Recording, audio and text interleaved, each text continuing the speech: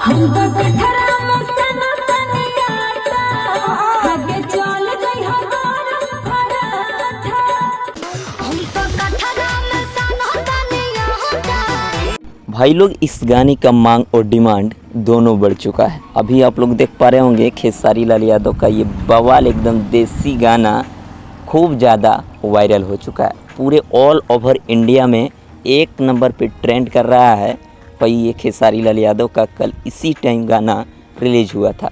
किसी को पता नहीं था कि ये गाना इतना ज़्यादा वायरल हो जाएगा, लेकिन सोच से ज़्यादा लोगों को पसंद आ रहा है, तो उसको भर भर के प्यार दे रहे हैं। खेसारी लाल यादव के फैंस बेसब्री से इंतज़ार कर रहे थे खेसारी लाल का न्यू गाने का, तो एकदम गाना आते ही तबाही हो गया। दिखा दिया कि ट्रेंडिंग स्टार क्यों बोला जाता है खेसारी लाल यादव को। एकदम बवाल गाना है और खूब ज़्यादा वायरल हो चुका है। तो आप लोगों को कैसा लगा बताइएगा कमेंट बॉक्स में कमेंट करके। फर्स्ट में जो वीडियो देखें वो बिंदु श्री का स्टूडियो वर्जन बहुत ही सुनने में प्यारा लगा, इसलिए आप लोगों को दिखाएं। मिलते हैं फिर नेक्स्ट वीडियो में।